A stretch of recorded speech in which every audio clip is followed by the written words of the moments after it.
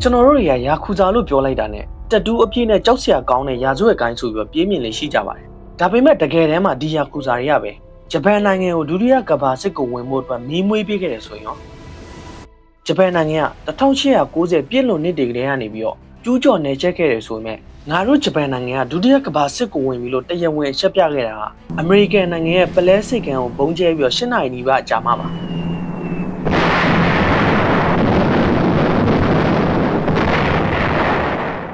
19ရာစုအစောပိုင်းကနေပြီးတော့19ရာစုနောက်ပိုင်းအထိကာလတွေဟာနောက်ပိုင်းမှာယာကူဇာဆိုပြီးဖြစ်လာမဲ့ဂိုင်းတွေရဲ့အခြေခံအုတ်မြစ်တွေကိုစတင်ခဲ့တဲ့အချိန်လို့ပြောလို့ရပါတယ်ကျွန်တော်တို့တော်တော်များများသိတဲ့အတိုင်းပဲယာကူဇာဆိုတာဂျပန်နိုင်ငံရဲ့နာမည်ဆိုးနဲ့ကြော်ကြားတဲ့ရာဇဝတ်ဂိုင်းတွေကိုခေါ်တဲ့အမည်ပါ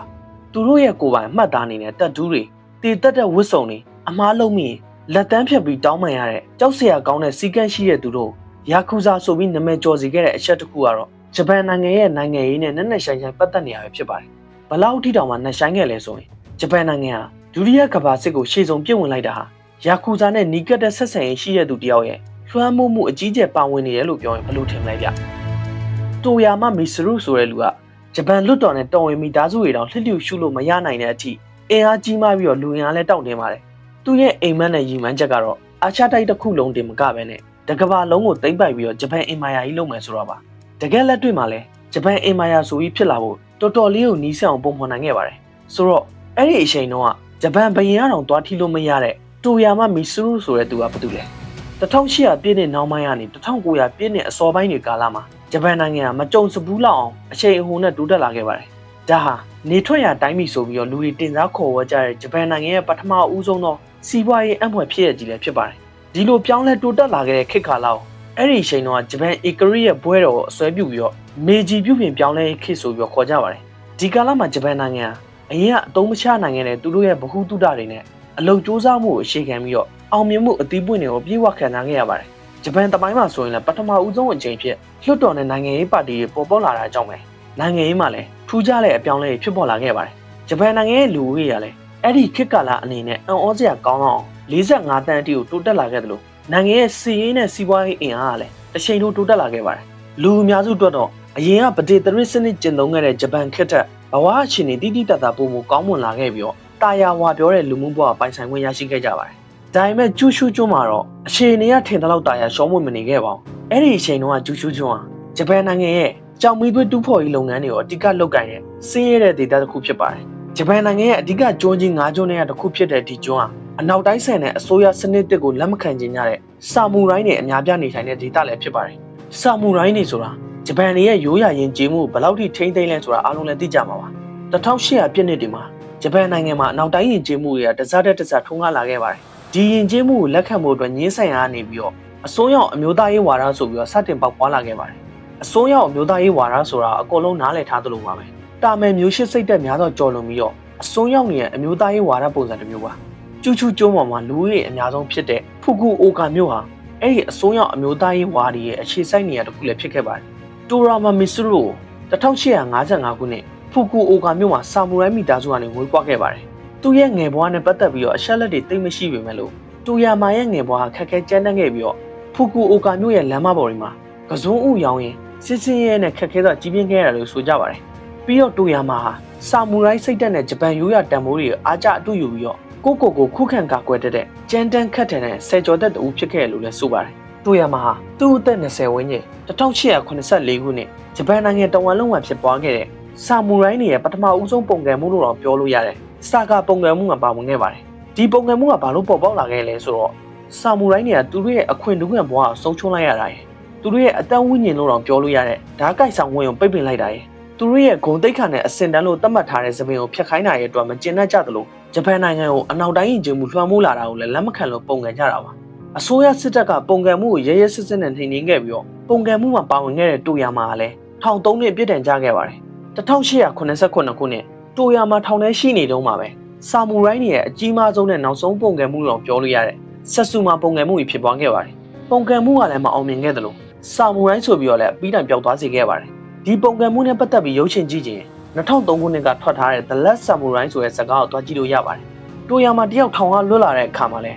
းသူ့ရဲ့ရှေးဟောင်းယဉ်ကျေးမှုတွေအပေါ်ထားရှိရဲ့စိတ်အားထက်သန်မှုတွေကတစ်စက်ကလေးမှယုံမသွားခဲ့ပါဘူးထောင်ကထွက်ပြီးတိတ်မကြခင်မှာပဲ ခီယောရှိချလို့ခေါ်တဲ့အမျိုးသားရေးအဖွဲ့အစည်းတစ်ခုဝင်ရောက်ခဲ့ပါတယ်။ဒီခီယောရှိချအဖွဲ့အစည်းဆိုတာကတော့ဆာမူရိုင်းဟောင်းတွေနဲ့အမျိုးသားရေးစိတ်သက်ပြင်းထန်တဲ့သူတွေစုပေါင်းပြီးဖွဲ့ထားတဲ့အဖွဲ့အစည်းပါ။သူတို့ရဲ့ရည်ရွယ်ချက်ကဂျိုးရွာတန်မိုးတွေကိုထိမ့်သိမ်းမှုနဲ့ဂျပန်နိုင်ငံကိုအင်အားကြီးနိုင်ငံဖြစ်လာစေဖို့ပါ။တိုယာမာရဲ့လုံရဲကန်ရတဲ့တက်တီပြတ်သားတဲ့ဆုံးဖြတ်ချက်တွေဥပမာကိစ္စအောင်မြင်ဖို့အတွက်ဆိုရင်အကြမ်းဖက်တာရိုင်းနှက်တာရှိန်ချုပ်တာမျိုးတွေလုံးဖို့ဝင်မလေးရတဲ့အကြောင်းပဲယာထူးရဲ့အလင်းမြန်တိုးခဲ့ပါတယ်။နောက်တစ်ချက်သူကိုယ်တိုင်လမ်းဘေးမှာဈေးရောက်ပြီးတော့ခက်ခဲကြီးပြင်းခဲ့ရတဲ့သူဆိုတော့ဖူကူအိုဂါမျိုးကအကြမ်းဆုံးလူမိုက်တွေဒုစရိုက်သမားတွေကိုဘလို့သိမ်းသွင်းရမလဲဘလို့ပတ်စံပေးပြီးငှားရင်အဆင်ပြေမလဲဆိုတာကောင်းကောင်းနားလည်ထားတော့သူတို့တွေကိုသုံးပြီးအကြမ်းဖက်တာပ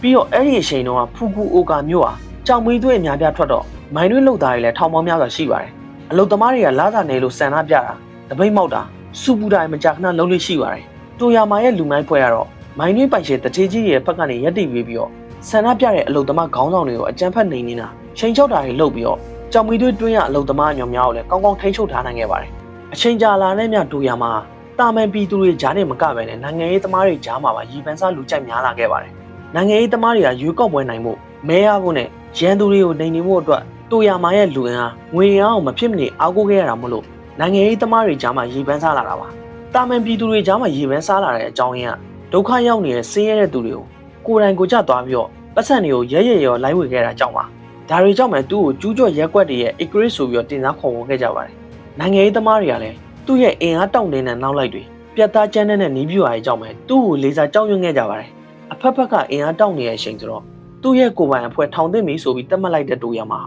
ဂျပန်နိုင်ငံရဲ့အနာဂတ်ကိုပြောင်းလဲမဲ့အဖွဲ့တစ်ခုတည်ထောင်ခဲ့ပါတယ်1882ခုနှစ်သူ့အသက်26နှစ်ပဲရှိသေးတဲ့အချိန်မှာဂျန်ယိုးရှာဒါမှမဟုတ်ပင်လန်နဲ့အသင်းလို့ခေါ်တဲ့အဖွဲ့ကိုဖွဲ့စည်းခဲ့ပါတယ်ကြည့်လိုက်ရင်တော့ဒီဖွဲ့စည်းနာမည်ကတာမန်လို့ထင်ရပေမဲ့ဒီနာမည်ရဲ့တကယ်အဓိပ္ပာယ်ကအရင်ကကြောက်စရာကောင်းပါတယ်ဂျန်ယိုးရှာဆိုတဲ့နာမည်ကဂန်ကိုင်းပင်လယ်ပြင်ကိုအစွဲပြုပြီးပေးထားတာပါဒီပင်လယ်ကဂျပန်နဲ့အာရှတိုက်ကိုရှားထားတဲ့ပင်လယ်လို့တော့ပြောလို့ရပါတယ်ပင်လယ်နဲ့ဆိုတဲ့နာမည်ရဲ့ဆိုလိုရင်းကဒီဂန်ကိုင်းဆိုတဲ့ပင်လယ်ကိုဖြတ်ပြီးတော့တိုင်းတစ်ပေါက်ကိုနယ်ရှက်မယ်ဆိုတဲ့အဓိပ္ပာယ်မျိုးပါတိုယာမာသူ့ရဲ့မိခင်ဂျပန်နိုင်ငံရဲ့ကျိုးစုတွေထက်ကိုကျော်လွန်ပြီးတော့နယ်မြေချက်ထွန်မှုနဲ့သူ့ရဲ့အနီးဆက်ဆုံးဖြစ်တဲ့တရုတ်နဲ့ကိုရီးယားကိုမရရတဲ့နည်းနဲ့ကျူးကျော်တိုက်ခိုက်ဖို့အတွက်ကိုဆန္ဒအပြည့်အဝရှိခဲ့တာပါဒါကိုလုံနိုင်ဖို့အတွက်ဆိုရင်ပြည်သူတွေအထူးသဖြင့်လူထုအမြောက်များရဲ့ထောက်ခံမှုလိုအပ်ပါတယ်ဒီဟာတွေအတွက်လည်းသူ့မှာနီးဗျူဟာတသက်ရှိပြီးသားပါသူ့ရဲ့နီးဗျူဟာအရန်ရုပ်ရှင်းပါတယ်ဆာမူရိုင်းဟောင်းနေနဲ့ဗတေတရစ်စနစ်ကိုထောက်ခံတဲ့သူအားလုံးဟာသူတို့ရဲ့ဒီမိုကရေစီအစိုးရအပေါ်တော်တော်လေးကိုမုန်းနဲ့စိတ်ပြင်းထန်နေကြတာပါဒီလိုစိတ်ပြက်အာရော့နေတဲ့နိုင်ငံသားတွေကိ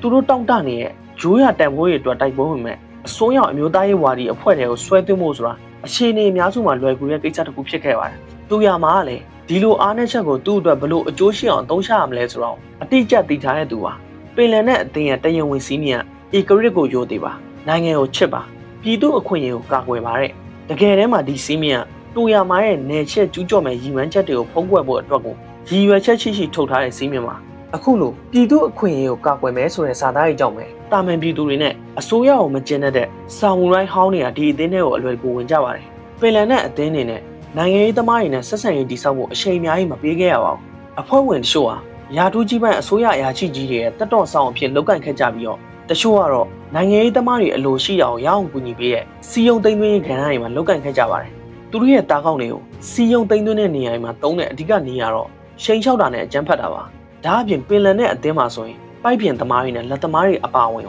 တရားဝင်လုံသားအင်အားစုတွေလည်းရှိနေခဲ့ပါသေးတယ်သူတို့ဟာနေ့စဉ်လူမှုဘဝရဲ့ကဏ္ဍတိုင်းကိုထိုးပေါဝင်ရောက်ခဲ့ုံနဲ့မကဘဲနဲ့သူတို့ရဲ့ကိုယ်ပိုင်အစိုးရအမျိုးသားရေးကျောင်းတွေကိုလည်းထူထောင်ခဲ့ကြပါတယ်ဒီကျောင်းတွေမှာဆိုရင်မျိုးဆက်တဲ့အမျိုးသားရေးဝါဒီတွေကိုနိုင်ငံခြားဘာသာစကားတွေနဲ့ကိုယ်ခံပညာရက်တွေကိုသင်ကြားပေးခဲ့ပြီးတော့တချို့နည်းဗျူဟာတွေကိုလည်းပင်လယ်နဲ့အသင်းရဲ့တင်ယုံညွန်းတဲ့မှာထပ်သွင်းသင်ကြားပေးခဲ့ကြပါတယ်နောက်ဆုံးမှဒီကျောင်းတွေကနေပြီးတော့မွေးထုတ်ပေးလိုက်တဲ့တချို့တွေကဂျပန်နိုင်ငံရဲ့နယ်ရှက်လှုပ်ရှားမှုတွေအတွက်တကယ်ကိုအရေးပါလာမဲ့ဂျပန်ထောက်လှမ်းရေးကွန်ရက်ကြီးကိုဖွဲ့စည်းတည်ထောင်နိုင်ခဲ့ကြပါတယ်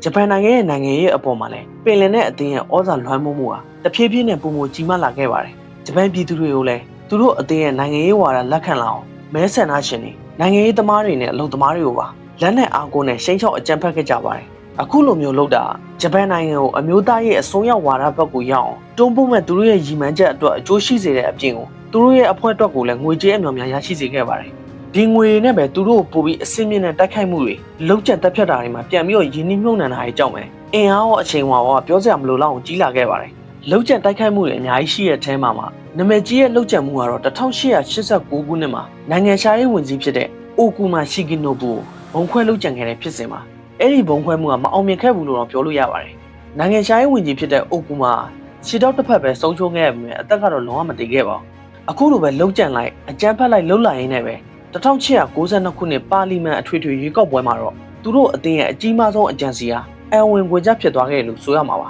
။ဒီရွေးကောက်ပွဲကဂျပန်နိုင်ငံတမိုင်းမှာအကြမ်းဖက်မှုအရှိဆုံးရွေးကောက်ပွဲဖြစ်ကိုမှတ်တမ်းတင်ခဲ့တဲ့ရွေးကောက်ပွဲပါ။ပြည်သူတွေမဲပေးလို့မရအောင်မဲပေးရဲ့လုပ်ငန်းစဉ်တွေကိုဖျက်ဆီးဖို့အတွက်ကိုပင်လယ်နဲ့အသင်းရဲ့အစိုးရဝါဒကိုဆွဲကင်ထားတဲ့သူတွေဟာယာကူဇာဂိုင်းတွေနဲ့ပူးပေါင်းပြီးတော့ Liberal Party ကိုထောက်ခံတဲ့သူတွေမဲပေးလို့မရအောင်နီးလည်မျိုးစုံနဲ့အကြမ်းဖက်ခဲ့ကြပါတယ်။တိုယာမာကတော့ဒီရွေးကောက်ပွဲကိုဖျက်ဆီးဖို့အတွက်သူ့ရဲ့လူအင်အားနဲ့မလောက်ဘူးဆိုပြီးယူဆတဲ့အတွက်ကူမာမိုတိုနယ်မြေယာကူဇာခေါင်းဆောင်တဦးစီကနေပြီးတော့လူအင်အားထပ်ဖြည့်ပေးဖို့အကူအညီတောင်းခံခဲ့ပါတယ်။အဲ့ဒီခေါင်းဆောင်ကသူ့လူတွေအယောက်300လောက်ကိုဆေလွတ်ပြီးတော့တောင်းကျမ်းကြပါတော့တယ်။အဲ့ဒီအချိန်မှာဂျပန်ရဲတွေဘယ်ရောက်နေရလို့ထင်လဲဗျ။ရုပ်ရှင်ဇာတ်ကားတွေထဲကအတိုင်းပါပဲ။ကြည်ထဲရေးဝန်ကြီးဖြစ်တဲ့ရှင်နာကာဝါယာဂျီရောကတိုယာမာရဲ့လူတွေအကြမ်းဖက်နေတဲ့အချိန်မှာလုံးဝမဖမ်းဆီးခဲ့တယ်လို့လွတ်လွတ်လပ်လပ်လုံးလို့ရအောင်ဆိုပြီးတော့နောက်ကျောင်းလက်အကာအကွယ်ပေးခဲ့တာတွေလုပ်ခဲ့ပါတယ်။သူတို့ရဲ့ Liberal Party ထဲမှာပါတဲ့နိုင်ငံရေးသမားတွေရဲ့အိမ်တွေပိုင်ဆိုင်မှုတွေမီးရှို့ဖျက်ဆီးတာမဲလာထဲတဲ့သူတွေဝိုင်းပြီးရိုက်နှက်တာတွေမဲယုံတွေကိုဖျက်ဆီးတာမဲဆန္ဒရှင်တွေကိုရိုက်နှက်ရှိန်ချောက်တာတွေစတဲ့တိုက်ခိုက်မှုတွေပြုလုပ်ခဲ့ကြပါတယ်။အဲ့ဒီရွေးကောက်ပွဲမှာတာမန်ပြည်သူနဲ့နိုင်ငံရေးသမားပေါင်း388ယောက်ပြည့်ပြည့်ထန်တဲ့ဒဏ်ရာရရှိခဲ့ကြပြီးတော့25ယောက်သေဆုံးခဲ့ပါတယ်။ဒါကဂျပန်နိုင်ငံသမိုင်းမှာအကြမ်းဖက်ဆုံးရွေးကောက်ပွဲဖြစ်ခဲ့ပါတယ်။အခုလိုလို့ရဲ့ကြောင့်ပဲတိုယာမာတချို့နိုင်ငံရေးသမားတွေကဝေဖန်ရှုတ်ချခဲ့ကြပေမဲ့တိုယာမာရဲ့ဒီအကြမ်းဖက်နိုင်စွမ်းရပဲအစိုးရအဖွဲ့တွင်းမှာရှိတဲ့ထိပ်သီးခေါင်းဆောင်တွေကတိုယာမာကိုပို့ပြီးတော့ကြောက်ရွံ့ရွံ့သေးလာကြပါတယ်။တိုယာမာရဲ့နောက်ထပ်မစ်ရှင်တစ်ခုက1895ခုနှစ်ရွေးကောက်ပွဲပြီးလို့3နှစ်အကြာမှာပါ။ဒီလုံးကျမှုကအရင်ကလုံးကျန်ခဲ့တဲ့ဟာတွေထက်ကိုအစာပေါင်းများစွာပိုကြီးရလို့တော့ပြောလို့ရပါတယ်။ဂျပန်စစ်ဝင်ကြီးယာမာဂါတာအာဟီတိုမိုကိုရိုင်ကတိုယာမာကိုလှုပ်ဝက်တောင်းဆိုခဲ့တာဖြစ်ပါတယ်။ဘာတောင်းဆိုခဲ့လဲဆိုတော့ပင်လယ်နဲ့အဖွဲ့ကိုတုံးပြီးတော့ကိုရီးယားနိုင်ငံကိုမငြိမ်မသက်ဖြစ်အောင်စူပူတောင်းကြမှုတွေဖြစ်အောင်လုပ်ခိုင်းတာပါ1895ခုနှစ်အောက်တိုဘာ10ရက်နနက်ခင်း9နာရီလောက်မှာအရက်သားအောင်ဆောင်ထားတဲ့ဂျပန်စစ်သားတွေဆာမူရိုင်းဟောင်းတွေတိုယာမာရဲ့လူမိုက်တွေစုစုပေါင်းအင်အား50ကျော်လောက်ကကိုရီးယားမြို့တော်ဆိုးရဲ့ဂန်အောင်ဘုတ်ကိုနန်းတော်အတင်းဝင်ရောက်ပြီးတော့ကိုရီးယားနိုင်ငံရဲ့မီဖျားခေါင်ကြီးမင်ဂျာယာအောင်ရဲရဲဆက်ဆက်လုပ်ကြံတပ်ဖြတ်ခဲ့ကြပါတယ်အကြောင်းအရတော့ဒီမီဖျားကြီးကတကယ်ကိုထက်မြက်ပြီးတော့ဂျပန်နိုင်ငံရဲ့နယ်ရှဲမဲ့အစီအစဉ်တွေကိုရီးယားကိုကျူးကျော်မဲ့အကြောင်းတွေကိုသိနေလို့ပါဒီလောက်ချက်မှုကဂျပန်ကကိုရီးယားနိုင်ငံကိုကျူးကျော်ဖို့အတွက်ကိုလမ်းဆောက်ဖွင့်ပေးခဲ့ပြီးတော့1910ပြည့်နှစ်မှာပဲကိုရီးယားနိုင်ငံကိုဂျပန်အင်ပါယာအောက်တရားဝင်သိမ်းပိုက်ခဲ့ပါတယ်။တစ်ဖက်ဂျပန်နိုင်ငံမှာဆိုလည်းအစိုးရအမျိုးသားဝါဒီရဲ့အဖွဲ့တွေကနေရာအနှံ့မှာပေါ်ပေါက်လာခဲ့ပြီးတော့ရာဇဝတ်မှုတွေဆက်တိုက်ဖြစ်လာတဲ့အကြောင်းပဲပြည်သူတွေကြားမှာမကောင်းမှုတွေနဲ့နာမည်ကျော်ကြားလာခဲ့ပါတယ်။အဲ့ဒီအဖွဲ့တွေကယာကူဇာတွေလိုမျိုးပဲအထက်လူကြီးကအမိတ်ပေးလို့ရှိရင်အောက်ရှေ့ကအသက်ပေးရတဲ့အဆင့်ဆင့်အုပ်ချုပ်မှုစနစ်ဂိုင်းထဲကိုဝင်လို့ရှိရင်သွေးသစ္စာဆိုတဲ့အခမ်းအနားတွေကိုအကုန်လုံးကိုကျင့်သုံးလာခဲ့ကြပါတယ်။ဒါကြောင့်လည်းပြည်သူတွေကဒီအဖွဲ့တွေကပင်လယ်နဲ့ဖွဲ့လားယာကူဇာလားဆိုပြီးတော့ခွဲခြားလို့မရဘဲနဲ့အကုန်လုံးကိုယာကူဇာဆိုပြီးတော့ရောထွေးမြင်လာခဲ့ကြပါတယ်။နောက်တစ်ခုကယာကူဇာတွေကလည်းပင်လယ်နဲ့အဖွဲ့တွေလိုပဲအနောက်တိုင်းယဉ်ကျေးမှုအနောက်တိုင်းစနစ်တွေကိုလက်မခံတဲ့သူဆိုပြီးတော့ကိုခံယူပူးပေါင်းလာကြလို့ပါပဲ။ဒါပေမဲ့တစ်ခုကွာတာကယာကူဇာတွေကအစိုးရဝါဒီတွေလိုတိုင်းပြည်ကိုချစ်လို့ခံယူခဲ့ကြတာမဟုတ်ဘဲနဲ့စီးပွားရေးကအကျိုးအမြတ်ရဖို့အတွက်ကိုပဲခံယူခဲ့ကြတာပါ။အနောက်တိုင်းစနစ်ဒီမိုကရေစီကိုကျင့်သုံးခဲ့တဲ့အစိုးရအသစ်ရဲ့ဥပဒေကြောင့်ပဲယာကူဇာတွေရဲ့အဓိကဝင်ငွေလမ်းကြောင်းဖြစ်တဲ့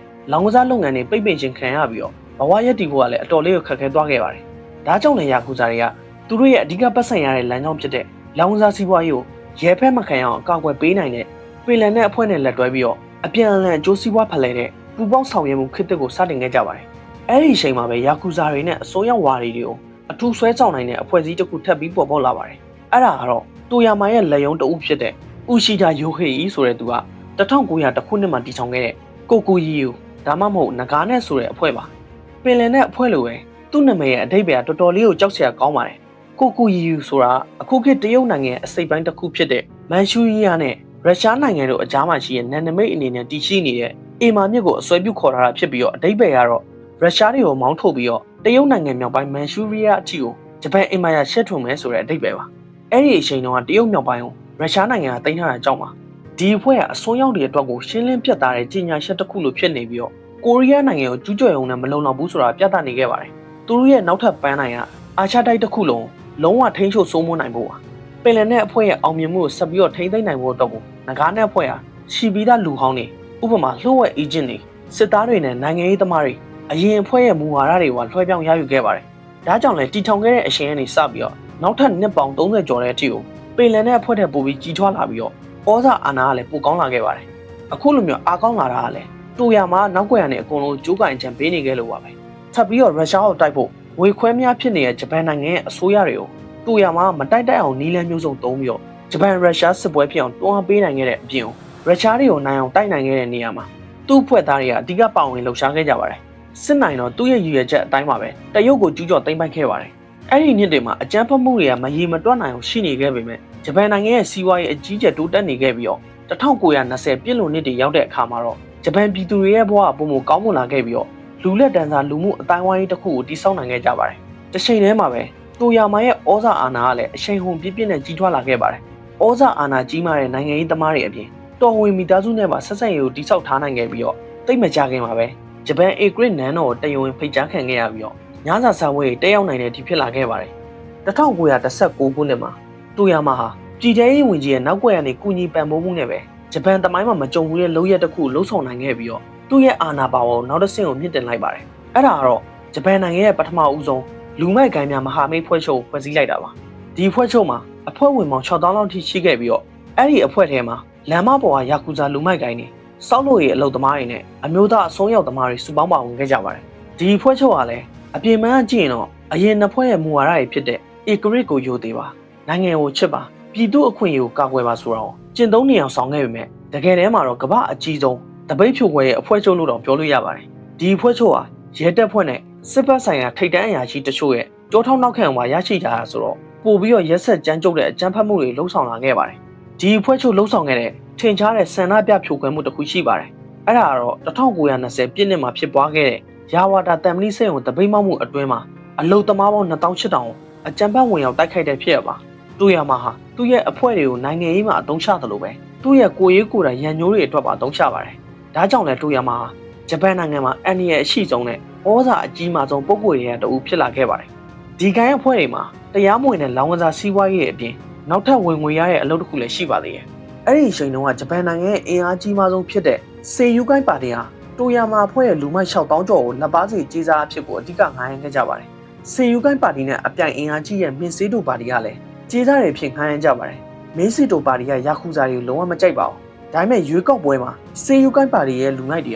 သူတို့ရဲ့ပါတီဝင်တွေနဲ့မဲဆန္ဒရှင်တွေကိုလိုက်ပြီးတော့ရိုက်နှက်နှောက်ယှက်လာတဲ့အကြောင်းပဲရွေးချယ်စရာမရှိတော့လို့ကြီးစားအနေနဲ့ငှားရမ်းအသုံးပြုကြတာပါ။အဲဒီလိုနဲ့ပဲတဖြည်းဖြည်းနဲ့ယာကူဇာတွေကကြီးစားကနေပြီးတော့ဂျပန်နိုင်ငံရေးလောကတွေကိုစိတ်ဝင်အမြင့်တွယ်လာကြပြီးတော့1930ပြည့်လွန်နှစ်ရောက်လာတဲ့အခါမှာတော့ယာကူဇာကိုင်းရဲ့အကြီးအကဲတချို့ကပါလီမန်အောက်လွှတ်တော်အမတ်တွေအထိဖြစ်လာခဲ့ပါတယ်။ဒါတွေကြောင့်ပဲအရင်အထက်ပို့ပြီးတော့ဆူရတဲ့အကြမ်းဖက်မှုတွေဖြစ်ပွားခဲ့ပြီးတော့ဘလို့မျိုးပဲကြုံကြုံမငြင်းမညူပဲစီကန်းချီတီးခန့်ပြီးဖျက်ချော်လေးရှိတဲ့ဂျပန်ပြည်သူတွေဟာဒီတစ်ခါမှတော့တိမခံနိုင်လောက်ဖြစ်ခဲ့ရပါတယ်ဂျပန်နိုင်ငံရဲ့နိုင်ငံရေးကလည်းတဖြည်းဖြည်းနဲ့စပြီးတော့မငြင်းမသက်ဖြစ်လာခဲ့ပါတယ်ရလဒ်အနေနဲ့ကတော့1930ခုနှစ်ကနေ1945ခုနှစ်15နှစ်အတွင်းမှာနိုင်ငံရေးအကြမ်းဖက်မှု29ကြိမ်ဖြစ်ပွားခဲ့ပြီးတော့ဂျပန်နိုင်ငံရဲ့ဒီမိုကရေစီစနစ်ကိုအမြင့်ကနေပြီးတော့ပျက်စီးစေခဲ့ပါတယ်အဲ့ဒီအထက်အမှာနိုင်ငံရဲ့အရေးပါဆုံးဝန်ကြီး2ဦးနဲ့ဗန်နာရေးဝန်ကြီး2ဦးကလည်းရဲရဲဆက်ဆက်လုပ်ကြံခံခဲ့ရပါတယ်ယာကူဇာတွေအတွက်ကတော့1930ပြည့်လွန်နှစ်တည်းဟာသူတို့ရဲ့တမိုင်းတစ်ချောင်းအကောင်းဆုံးသောရွှေခေတ်လို့ဆိုရမှာပါတိုယာမာရဲ့အဖွဲ့တွေအကူအညီနဲ့သိမ်းပိုက်ထားနိုင်ခဲ့တဲ့တရုတ်နိုင်ငံမြောက်ပိုင်းမန်ရှူရီးယားဒေသတွေရဲ့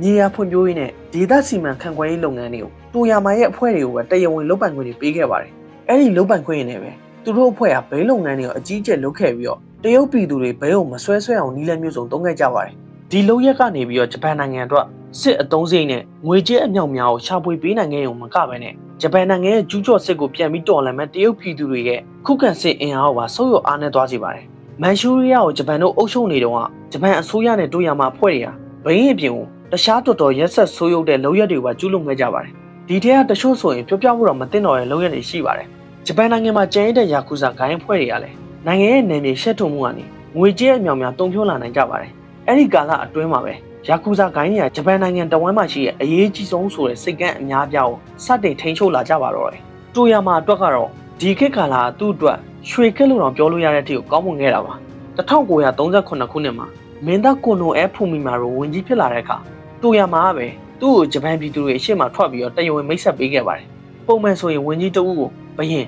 ်ဒါမှမဟုတ်အစိုးရအဖွဲ့တွေကပဲမိတ်ဆက်ပေးရအောင်ဖြစ်ပေမဲ့အစိုးရရာထူးတစ်ခုမှမရှိတဲ့တိုယာမာကမိတ်ဆက်ပေးခဲ့တာသူကနိုင်ငံရေးသမားတွေထပ်ပို့ပြီးတော့ဩဇာကြီးမားကြောင်းလူထုကိုပြသလိုက်တဲ့သမိုင်းဝင်အခိုင်အတန့်ဖြစ်ပါတယ်မင်းသားကွန်နိုရဲ့ဝင်ကြီးဖြစ်လာတာတိုယာမာရဲ့ထောက်ခံမှုနဲ့နောက်ကွယ်ကနေကြိုးကင်ပေးမှုတွေကြောင့်လည်းတစ်စိတ်တစ်ပိုင်းပါဝင်နေပါတယ် ကိုနိုအဲဟာတိုယာမာလိုပဲအနောက်တိုင်းတွေကိုမုန်းတီးတဲ့ခံစားရရှိတဲ့သူတယောက်ဖြစ်ပြီးတော့ဒီချက်ကပဲဂျပန်သမိုင်းလမ်းကြောင်းကိုပြောင်းလဲပြမဲ့ဖြစ်ရကွင်းဆက်ကြီးတစ်ခုစတင်ဖြစ်ပေါ်လာစေခဲ့တာပါကိုနိုအဲဝင်ကြီးချုပ်မဖြစ်ခင်တော့ပါရီငြိမ်းချမ်းရေးညီလာခံကိုဂျပန်ကိုယ်စားလှယ်အနေနဲ့တက်ရောက်ဖို့ပြင်သစ်အင်္ဂလန်အမေရိကန်နိုင်ငံတွေကိုတွားရောက်ခဲ့တာနဲ့ပတ်သက်ပြီးတော့စာအုပ်ရေးခဲ့ပူပါတယ်ဒီစာအုပ်ထဲမှာအနောက်နိုင်ငံတွေကဂျပန်လူမျိုးတွေအပေါ်မှာရန်လိုမုန်းတီးရတယ်လူမျိုးရေးခွဲခြားဆက်ဆံတာတွေဘယ်လောက်တောင်ကြီးထွားလာနေလဲဆိုတာကိုရေးသားထားပါတယ်အဲ့ဒါအပြင်အာရှနိုင်ငံသားတွေကိုအမေရိကန်နိုင်ငံကိုရွှေ့ပြောင်းနေထိုင်ခွင့်လုံးဝပိတ်ပင်တဲ့အမေရိကန်ဆိုရရဲ့မူဝါဒကိုကိုနိုအဲဟာဘယ်လိုမြင်လဲဆိုတော့သူတို့ဂျပန်ပြည်သူတွေအပေါ်စော်ကားအချက်ခွဲတာဆိုပြီးတော့နာကြည့်ခဲ့ပါတယ်ဒါတွေကြောင့်ပဲသူ့ရဲ့စိတ်ထဲမှာအမျိုးသားရဲ့အစွန်းရောက်ဝါဒဖြစ်ပေါ်လာခဲ့ပြီးတော့တိုယာမာရဲ့လွှမ်းမိုးမှုကြောင့်ပဲဒီခံစားချက်ကပိုပြီးပြင်းထန်လာခဲ့ပါတယ်ကိုနိုအဲဟာအာဏာရလာတော့သူ့ရဲ့လူတွေကိုပဲခေါင်းကြီးပိုင်းတွေဆွဲသွင်းခဲ့ပါတယ်သူ့ရဲ့မိတ်ဆွေကောင်ဖြစ်တဲ့ကိုအီရှိကီတို့ပညာရေးဝန်ကြီးအနေနဲ့ရာထူးပေးရခန့်ခဲ့ပါတယ်နှစ်အနည်းငယ်ကြာမှာပဲကိုအီရှိကဟီယိုဟီတိုဘီရင်ရဲ့အဓိကအကြံပေးပုဂ္ဂိုလ်ဖြစ်လာခဲ့ပါတယ်ဒါပေမဲ့1942ခုနှစ်မှာအမေရိကန်ကိုပြန်တိုက်မယ်လို့ကြွေးကြော်နေတဲ့ဂျပန်စစ်တပ်နဲ့အမေရိကန်ရဲ့အင်အားကြီးရာကိုတီးလို့မတိုက်ရှင်ကြတဲ့ဂျပန်အစိုးရတွေကြားမှာတင်းမာမှုတွေဖြစ်ခဲ့ကြပါတယ်ဒါတွေကြောင့်ပဲဝင်ကြီးချုပ်ဖြစ်တဲ့ကိုနိုအဲကရာထူးကနေပြီးတော့နှုတ်ထွက်သွားခဲ့ပါတယ်အဲ့ဒီနောက်ပိုင်းဟီယိုဟီတိုဘီရင်ကနေပြီးတော့စစ်တပ်ရဲ့ပုံငယ်မှုတွေကိုထိန်းချုပ်နိုင်တဲ့စစ်ဗိုလ်ချုပ်ဟီဒက်ဂီတိုဂျုံဝင်ကြီးချုပ်အနေနဲ့ခန့်ခဲ့ပါတယ်တိုဂျိုဟာစစ်တပ်အတွင်းမှာဩဇာအာဏာညောင်းတဲ့သူတစ်ယောက်ပါဆာမူရိုင်ကနေဆင်းသက်လာတဲ့စစ်ဗိုလ်ချုပ်မိသားစုကနေမွေးဖွားလာခဲ့ပြီးတော့တိုယာမာရဲ့ဆယ်စုနှစ်ပေါင်းများစွာစစ်တပ်ထဲကိုထည့်သွင်းပေးခဲ့တဲ့အနောက်နိုင်ငံတွေကိုစန့်ကျင်နေတဲ့အာရှတိုက်တစ်ခုလုံးဂျပန်ကသိမ်းပိုက်စိုးမိုးရေးဆိုတဲ့အစွန်းရောက်ဝါဒတွေကိုလက်ခံယုံကြည်တဲ့သူတစ်ယောက်လည်းဖြစ်ပါတယ်တိုဂျိုဟာအစွန်းရောက်ပေမဲ့ဘယင်အပေါ်မှာတော့အပြည့်အဝသစ္စာရှိတဲ့သူတစ်ယောက်ဖြစ်တာကြောင့်ပဲဘယင်ကလည်းသူ့အပေါ်အကျွမ်းမဲ့ယုံကြည်ပါတယ်ဒါကြောင့်လည်းဘယင်ကဝင်ကြီးအနေနဲ့ခန့်ခဲ့တာပါဝင်ကြီးချုပ်ဖြစ်ပြီးတိတ်မကြခင်ပါပဲပြည်ထဲရေးဝင်ကြီးရာထူးကိုနီးလန်းမျိုးစုံသုံးပြီးထပ်ပြီးရယူခဲ့ပါတယ်ဒါကြောင့်လည်းတိုဂျိုဟာစစ်တပ်အာဏာနိုင်ငံရေးအာဏာရဲအာဏာသုံးခုစလုံးသူ့လက်ထဲမှာစုပ်ကိုင်နိုင်ခဲ့ပြီးတော့ဘယင်ပြီးလို့ရှိရင်အာဏာရှိဆုံးသူဖြစ်လာခဲ့ပါတယ်1942ခုနှစ်ဒီဇင်ဘာ9ရက်နေ့မှာဂျပန်နိုင်ငံကဝင်ကြီးချုပ်တိုဂျိုရဲ့အမိန့်ပေးစေခိုင်းမှုနဲ့ပဲအမေရိကန်နိုင်ငံရဲ့ပလဲစစ်ကန်ကိုစတင်တိုက်ခိုက်ခဲ့ပြီးတော့ဒုတိယကမ္ဘာစစ်ကြီးရဲ့စာမျက်နှာအတွင်းကိုတရားဝင်ပါဝင်လာခဲ့ပါတယ်ဒီတိုက်ခိုက်မှုဟာဆိုရင်အမေရိကန်နဲ့ဂျပန်နိုင်ငံစလုံးဒုတိယကမ္ဘာစစ်ကိုဆွဲပြီးတော့တွေးလိုက်ရုံမကပဲနဲ့ဂျပန်အစိုးရနဲ့ယာကူဇာတွေအစိုးရအမျိုးသားရေးအဖွဲ့တွေကြားမှာရှိရဲ့ဆက်ဆံရေးပြိုကွဲပျက်စီးသွားရခြင်းအစာပြိုးမှုလည်းဖြစ်ပါတယ်အဲ့ဒီအချိန်တုန်းကဂျပန်ဟာအမေရိကန်ပြည်ကိုတခြားနိုင်ငံတွေနဲ့ပါစစ်တိုက်နေရပြီးတော့တိုင်းပြည်ရဲ့ကံကြမ္မာကလည်းဒီစစ်ပွဲပေါ်မှာပဲမူတည်နေတဲ့အတွက်ကိုအစိုးရအနေနဲ့ယာကူဇာလိုတရားမဝင်အဖွဲ့အစည်းနဲ့ဆက်ဆံရေးတွေထိန်းသိမ်းနိုင်မှုအကျိုးမြတ်ခွဲဖို့အချိန်နဲ့အာရုံစိုက်မှုလုံးဝမပေးနိုင်တော့ပါဘူးစစ်ပွဲနိုင်ရေးတစ်ခုတည်းပဲအာရုံစိုက်နေရတာကြောက်ပါပြီးတော့စစ်ဖြစ်တော့တိုဂျိုကတိုင်းပြည်ကိုစစ်အုပ်ချုပ်ရေးကြီးညာလိုက်ပါတယ်လမ်းမပေါ်တွေမှာတာမန်ရဲတွေအစားလက်နက်ကင်စစ်သားတွေနဲ့ရက်ဆက်တဲ့စစ်ဖက်ရဲတွေကကြီးစိုးလာတဲ့အတွက်ကိုယာကူဇာဂိုင်းတွေရဲ့လောင်ကစားရုံတွေပိတ်သိမ်းခံရဂိုင်းသားတွေကိုလည်းစစ်တပ်ထဲကိုအတင်းဆွဲသိမ်းခံရတော့ယာကူဇာဂိုင်းတွေရဲ့ဩဇာအာဏာနဲ့အင်အားတွေကလည်းကျဆင်းသွားခဲ့ပြီးတော့နှစ်ပေါင်း300တက်တန်းရှိတဲ့ဂိုင်းကလည်းပျက်စီးသွားခဲ့ပါတယ်အဲ့ဒီအဖွဲ့ရဲ့ခေါင်းဆောင်ကြီးဖြစ်တဲ့တိုယာမာမီဆူရိုကလည်း1944ခုနှစ်အသက်89နှစ်အရွယ်မှာပဲကွယ်လွန်သွားခဲ့ပါတယ်သူကနိုင်ငံရေးသမားလည်းမဟုတ်တယ်လို့စစ်ဖက်ဆိုင်ရာခေါင်းဆောင်တဦးလည်းမဟုတ်ခဲ့ပါဘူးဒါပေမဲ့သူပြိုးထောင်ခဲ့တဲ့မျိုးစည်းကသူ့ရဲ့မိခင်နိုင်ငံရဲ့ကံကြမ္မာလုံးဝပြောင်းလဲပစ်ခဲ့ပါတယ်သူတီထောင်ခဲ့တဲ့ပင်လယ်နဲ့အဖွဲ့နဂါးနဲ့အဖွဲ့နဲ့သူ့ရဲ့အဖွဲ့ရဲ့အယူဝါဒကိုလိုက်နာကြတဲ့တခြားအစွန်းရောက်အဖွဲ့တွေအားလုံးကလည်းဂျပန်နိုင်ငံကိုရက်ဆက်ကြမ်းကြုတ်ပြီးတော့စစ်လိုလာတဲ့ခံယူချက်စီကိုရအောင်တွန်းအားပေးတဲ့နေရာမှာအဓိကအခန်းကဏ္ဍမှာပါဝင်ခဲ့ပါတယ်တကယ်လို့တိုယာမာနဲ့ဒီအစွန်းရောက်ဖွဲ့တွေသာမရှိခဲ့ဘူးဆိုရင်ဂျပန်နိုင်ငံကိုစစ်ပွဲအတွင်းကိုတွန်းပို့မဲ့နိုင်ငံရေးအလှည့်ပြောင်းတွေဖြစ်လာခြင်းမှဖြစ်လာမှာပါဒါပေမဲ့တိုယာမာကိုယ်တိုင်ကတော့သူ့ရဲ့တဘဝလုံးပုံပြီးကြိုးပမ်းခဲ့တဲ့အိမ်မက်ကသူမသိခင်အချိန်တွင်းမှာပဲအကောင့်ထဲပေါ်သွားရလို့ဆိုရမှာပါ1944ခုနှစ်မှာဂျပန်ဟာစစ်ပွဲကိုဆက်လက်ဆင်နွှဲနေစေဖြစ်ပြီးတော့အာရှတိုက်တစ်ခုလုံးနှီးပါကလည်းဂျပန်ရဲ့အုပ်စိုးမှုအောက်မှာပါသူ့ရဲ့အိမ်မက်အကောင့်ထဲပေါ်သွားပြီးထင်နေတဲ့တိုယာမာအတွက်ကတော့သူသိဆုံးပြီးနောက်မှာဂျပန်နိုင်ငံဖြစ်ပျက်လာမဲ့ပြင်းထန်တဲ့အပြောင်းလဲတွေကိုတော့မြင်တွေ့ခွင့်မရခဲ့ပါဘူးတိုယာမာမသိခင်လအနှဲငယ်လေးကနေပြီးတော့ဂျပန်နိုင်ငံအင်မာယာကြီးမှာအားနည်းချက်တွေအကွဲကြောင်းတချို့ကိုစတင်ပြသနေဖြစ်ပါတယ်တိုယာမာဆုံးပြီးတစ်နှစ်မပြည့်ခင်မှာပဲအခုရုရှားနိုင်ငံဆိုဗီယက်ကဂျပန်တို့သိမ်းပိုက်ထားတဲ့မန်ချူရီးယားကိုဝင်ရောက်ကျူးကျော်ခဲ့ပြီးတော့အမေရိကန်နိုင်ငံကလည်းဟီရိုရှီးမားနဲ့နာဂါဆာကီမြို့တွေအပေါ်မှာအနုမြူဘုံတွေကျဲချခဲ့ကြပါတယ်အဖက်ဖက်ကနေဘလို့မှမရှင်းနိုင်တော့တဲ့နောက်ဆုံးမှာတော့ဂျပန်တို့ဟာလက်နက်ချအချုံးပေးလိုက်ရပါတော့တယ်တကယ်တမ်းမှာတိုယာမာနဲ့သူ့ရဲ့အစွန်းရောက်အဖွဲ့တွေဟာဂျပန်နိုင်ငံအတွက်ကောင်းကျိုးတစ်ခုမှပြောင်းလဲပေးနိုင်ခြင်းမရှိသလိုအဲ့ဒီအစားလူပေါင်းတန်းနဲ့ရှိပြီးနာကျင်ခံစားစေရမယ်ဒုက္ခဆိုးကြီးရဲ့အခြေခံအုတ်မြစ်ကိုပဲရှာပေးခဲ့တာပါပျက်စီးသွားတဲ့ယာကူဇာဂိုင်းတွေကလည်းစစ်ပြီးလို့10နှစ်ကြာမှပဲပြန်ပြီးတော့အင်အားကြီးလာခဲ့ကြပြန်ပါတယ်အားလုံးကျေးဇူးများတင်ပါတယ် ကျွန်တော်ကတော့အာနိုပါ